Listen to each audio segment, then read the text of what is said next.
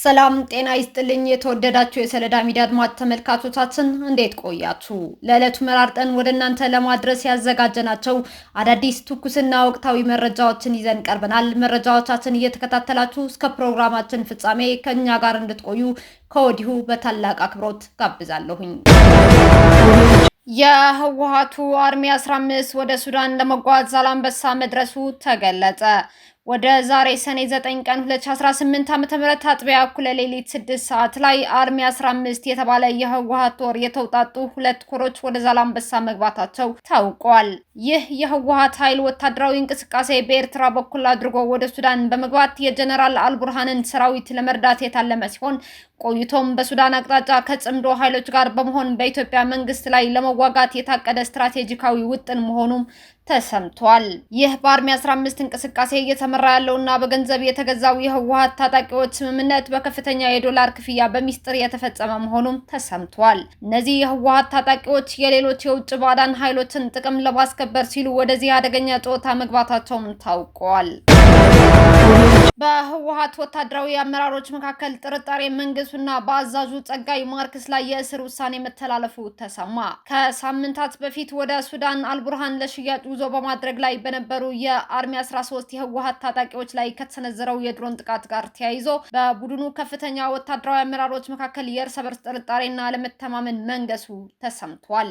በትናንትናው ዕለት ሰኔ 8 2018 ዓ.ም በመቀሌ ከተማ በሚስጥር በተካሄደ ስብሰባ ለአደጋው መረጃ በማውጣት የአርሚ 13 አዛዡ ጸጋይ ማርክስ ተጠያቂ እንዲሆን መወሰኑ ታውቋል። የመረጃ ምንጮች እንደሚያመላክቱት ከተሳካው የድሮን ጥቃት በኋላ በከፍተኛ ድንጋጤ ውስጥ የወደቁት የህወሓት ቡድን መሪዎች መረጃው ከውስጣችን ባይወጣ ኖሮ ይሄን ያህል ከፍተኛ ኪሳራ ያጋጥመንም ነበር በሚል በየደረጃው ያለውን ታጣቂ ሲያፋጡጥና ሲያፍኑ ቆይተዋል ተብሏል። ሁኔታው ከፍተኛ ውጥረት የፈጠረባቸው የህወሓቱ ጀነራል ምግባ ኃይለ ትላንትና በተካሄደው ድብቅ ስብሰባ ላይ የአርሚ 13 አዛዡን ጸጋይ ማርክስን ጭምር ማመን ማቆማቸው በይፋ አንስተዋል። በስብሰባው ላይ የቀረበው ክስ እንደሚያመላክተው ጸጋይ ማርክስ የጀነራል ጉሽ ገብረ ሰው በመሆኑ ስለ ታጣቂዎቹ እንቅስቃሴ የሚገልጸውን መረጃ መጀመሪያ ለጀነራል ጉሽ በመቀጠልም ለፌዴራል መንግስት አሳልፎ ሰጥቷል በሚልም ተወንጅለዋል። በዚህ ምክንያት በአርሚ 13 ላይ ለደረሰው ወታደራዊ ኪሳራ ጸጋይ ማርክስ ሙሉ ኃላፊነቱን እንዲወስድና ታስሮ እንዲመረመር ውሳኔ በጀነራል ምግባ ኃይለ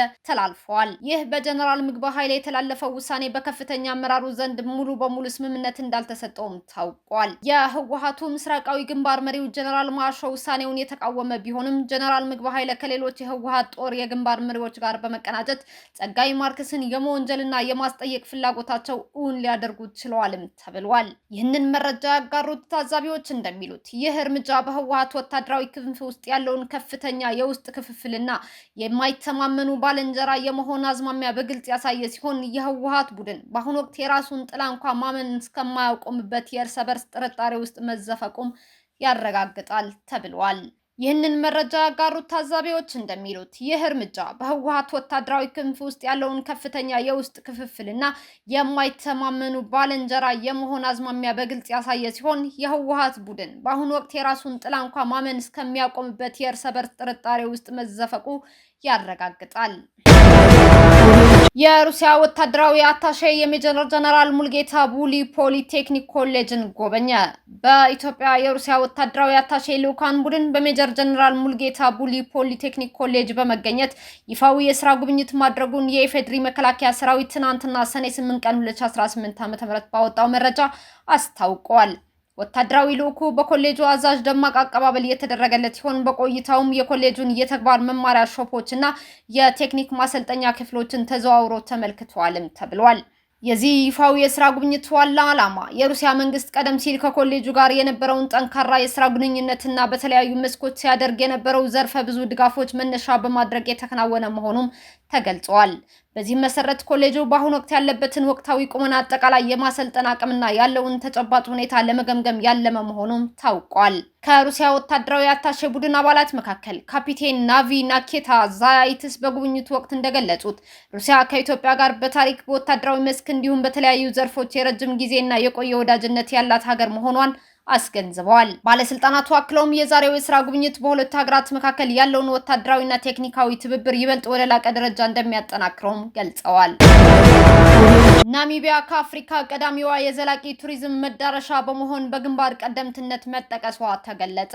ናሚቢያ ለአካባቢ ጥበቃ፣ ከብክለት ለጸዳ ጉዞና በማህበረሰብ ለሚመሩ የቱሪዝም ውጥኖች ባላት ጠንካራ ቁርጠኝነት የተነሳ ቀጣይነት ባለውና ለአካባቢ ጥበቃ ትኩረት በሰጠ ቱሪዝም ዘርፍ ከአፍሪካ ቀዳሚ መዳረሻ በመሆን ከፍተኛ ዓለም አቀፍ እውቅናን አግኝታለች። ሀገሪቱ በዱር እንስሳት ጥበቃ፣ በተፈጥሮ አካባቢ እንክብካቤና በቱሪዝም ልማት መካከል ያስመዘገበችው ስኬታማ ሚዛን እንደ ደቡብ አፍሪካ፣ ታንዛኒያ፣ ኬንያ፣ ቦትስዋና፣ ሞዛምቢክ እና ዛምቢያ ካሉ የአፍሪካ መሪ የቱሪዝም መዳረሻዎች መካከል በልዩነት ጎልታ እንድትወጣም አስችሏታል። በርካታ የቱሪዝም መዳረሻዎች ስለ ስነ ምህዳር ቱሪዝም በቃላት ደረጃ ብቻ የሚናገሩበት በአሁኑ ወቅት ናሚቢያ ግን ላለፉት 10 ዓመታት የተፈጥሮ ጥበቃን ከሀገራዊ ማንነቷ ጋር ማዋሃድ መቻሏም ተገልጿል። ናሚቢያ የአካባቢ ጥበቃን በህገ መንግስቷ ውስጥ በግልጽ ያካተተችው የመጀመሪያው የአፍሪካ ሀገር መሆኗም ለዘርፉ እድገት መሰረት እንደጣለ ተመላክቷል። ናሚቢያ ከኬንያ፣ ደቡብ አፍሪካና ቦትስዋና ካሉ የዘርፉ ታላላቅ ሀገራት ጋር ተወዳዳሪ ሆና እንድትወጣ ያደረጓት ዋና ዋና መዋቅራዊ ስልቶችም ይፋ ሆነዋል። እነሱም ናሚቢያን በታጠሩ ብሔራዊ ፓርኮች ላይ ብቻ ከሚደግፉ ሀገራት በእጅጉ የሚለያት በህብረተሰቡ የሚመራው የጋራ የተፈጥሮ ጥበቃ ሞዴሏ ነው። መንግስት ለአካባቢው ማህበረሰቦች በየአካባቢያቸው ባለው የዱር እንስሳትና መሬት ላይ የባለቤትነትና የአስተዳደር መብት የሰጠ ሲሆን የአካባቢው ነዋሪዎች ከሳፋሪዎች ከቀጣይነት ባለው ቱሪዝም ቀጥተኛ የፋይናንስ ተጠቃሚ በመሆናቸው ለህገ ወጥ አደን ዋነኛ መከላከያ ሆነዋል። በአሁኑ ወቅት ከናሚቢያ መሬት ከ1/4 በላይ የሚሆነው በእነዚህ ህብረተሰብ ጥበቃ ማህበራት የሚተዳደርም ነው። ናሚቢያ ከጎብኚ ብዛት ይልቅ ለአገልግሎት ጥራትና ለተፈጥሮ ደህንነት ቅድሚያ ትሰጣለች። የጎብኚዎችን ቁጥር በአግባቡ በመገደብ በምስራቅ አፍሪካ በተደጋጋሚ የሚታየውን የተፈጥሮ መራቆትና የሳፋሪ ትራፊክ መጨናነቅን መከላከልም ችላለች። በተጨማሪም በሀገሪቱ የሚገነቡ የቅንጦት ማረፊያዎችና የካምፕ ጣቢያዎችን የካርቦን አሻራ፣ የውሃ ቁጠባና የቆሻሻ አወጋገድ ስርዓቶችን በጥብቅ የሚገመግም መሆኑ ተገልጿል። እንደ ደቡብ አፍሪካ ያሉ ሀገራት ቁጥጥር የሚደረግባቸውን የግል የዱር እንስሳት ክልሎችን በማስተዳደር ረገድ የተካኑ ቢሆንም ናሚቢያ ግን ሰፋፊና ያልታጠሩ መልክዓ ምድሮችን በማዘጋጀት የዱር እንስሳትን በነጻነት እንዲንቀሳቀሱ አድርጋለች። ይህም እንደ በረሃ ለመኖር የለመዱ ዝሆኖችና የመጥፋት አደጋ የተደቀነባቸው ጥቁር አውራሪዎች በብሔራዊ ፓርኮች፣ በህብረተሰብ ይዞታዎችና በግል ክልሎች መካከል በነጻነት እንዲዘዋወሩ አስችሏቸዋል።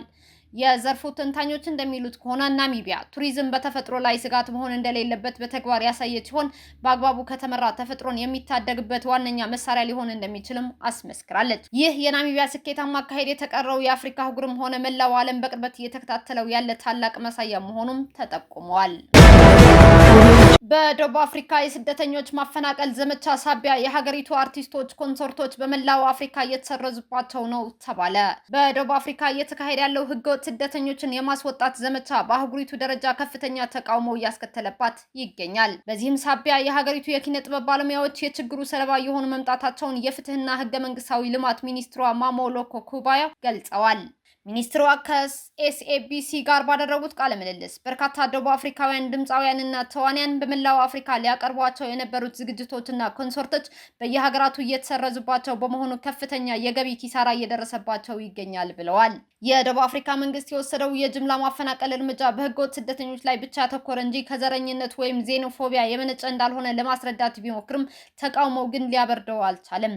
በመላው አፍሪካ የሚገኙ የደቡብ አፍሪካ የንግድ ተቋማትና የኪነ ጥበብ ባለሙያዎች አሁን ላይ የከፋ ማህበራዊና ኢኮኖሚያዊ ጫና ውስጥ ወድቀዋል። ይህም በአፍሪካ የተነሳው የህዝብ ተቃውሞ በስፖርቱ ዘርፍም ጭምር መንጸባረቅ የጀመረ ሲሆን እንደ አውሮፓውያን አቆጣጠር በ2026 የፊፋ የዓለም ዋንጫ ላይ ደቡብ አፍሪካ ብሔራዊ ቡድን ባፋና በሜክሲኮ 2-0 ሲሸነፍ አብዛኞቹ የአፍሪካ የእግር ኳስ አፍቃሪዎች ከደቡብ አፍሪካ ይልቅ ለሜክሲኮ ድጋፋቸውን ሰጥተዋል። የደቡብ አፍሪካው ባፋና ቡድን አምበል ሮንዌን ዊሊያምስ በክስተቱ ማዘኑን ገልጾ አፍሪካውያን ሁልጊዜም በዓለም ዋንጫ አንዳቸው ሌላውን ይደግፉ ነበር፣ የኛ ጉዳይ ለምን የተለየ እንደሆነ ሊገባኝ አልቻለም ሲል በለቅሶ የታጀበ ቅሬታውን አሰምቷል።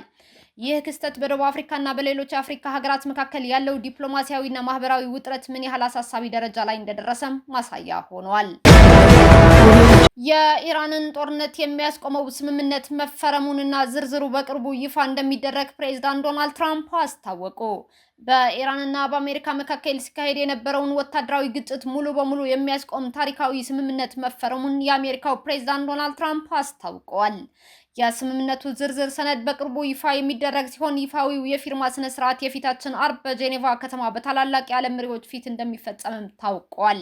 የዚህ ስምምነት መሳካት በዓለም አቀፉ የነዳጅ በነዳጅ ገበያና በጂኦፖለቲካዊ መረጋጋት ላይ ትልቅ ተስፋን ያሳደረ ሲሆን አንድ ከፍተኛ የአሜሪካ መንግስት ባለስልጣን ለጋዜጠኞች እንደገለጹት የመግባቢያ ስምምነቱ መፈረሙን ተከትሎ በጦርነት ምክንያት ተዘግቶ የቆየውና ለዓለም የነዳጅ ንግድ ወሳኝ የሆነው የሆርሙዝ ሰርጥ በአፋጣኝ ለትራንስፖርት ክፍት ይደረጋል ብለዋል። ይህ እርምጃ በዓለም አቀፍ ደረጃ የተፈጠረውን የኃይል አቅርቦት ስጋት በእጅጉ ያቀላልም ተብሏል። የኢራኑ ፕሬዝዳንት ማሱድ ፔዜሽኪያን በሰጡት መግለጫ ስምምነቱ በሁለቱም ሀገራት ዘንድ በአግባቡና በታማኝነት ከተተገበረ ለኢራን ሕዝብና መንግስት የሚያኮራ ሰነድ መሆኑን ገልጸዋል። የእስራኤሉ ጠቅላይ ሚኒስትር ቤንጃሚን ኔታንያሁ በበኩላቸው ስምምነቱን በተጠራጣሪነት የተመለከቱት ሲሆን ትግሉ ገና አላከተመም ሲሉ ማስጠንቅቀዋል። ጠቅላይ ሚኒስትሩ አክለውም እስራኤል አሁንም በተጠንቀቅ ላይ መሆኗንና በደቡባዊ ሊባኖስ ድንበር አካባቢ ከውጊያ ነፃ የሆነ ቀጣና እንዲኖር የማድረግ ጽኑ አቋም እንዳላት አስታውቀዋል። በተደረሰው ስምምነት መሰረት በሊባኖስ ግዛት ውስጥ የሚካሄዱ ማናቸው አይነት ወታደራዊ ዘመቻዎች በአስቸኳይ እንዲቆሙ ተደንግጓል። ምንም እንኳ የሊባኖስ ባለስልጣናት የአካባቢው አስተማማኝ ደህንነት ሙሉ በሙሉ ሳይረጋገጥ ዜጎች በችኮላ እንዳይመለሱ ቢያሳስቡም የተኩስ አቁሙን ተስፋ ያደረጉ በሺዎች የሚቆጠሩ ሊባኖሳውያን ተፈናቃዮች ግን አደጋውን ወደ ጎን በመተው ወደ ቀድሞ መኖሪያ ቤታቸው መትመም መጀመራቸው የዓይን እማኞች ገልጸዋል። እስካሁን አብራችሁን ከኛ ጋር ስለነበራችሁ እያመሰገንኩኝ በሌሎች መረጃዎች እስክንመለስ እንደተለመደው የሶሎዳ ሚዲያ ቤተሰብ በመሆን ላይክ፣ ሼር፣ ሰብስክራይብ ማድረጋችሁን አትርሱ። አዳዲስ ትኩስና ወቅታዊ መረጃዎቻችን በቶሎ እንዲደርሷችሁ የደወል ምልክቷን ይጫኑ። ስኬት፣ ድልና ሰላም ለኢትዮጵያውያን። ሶሎዳ ሚዲያ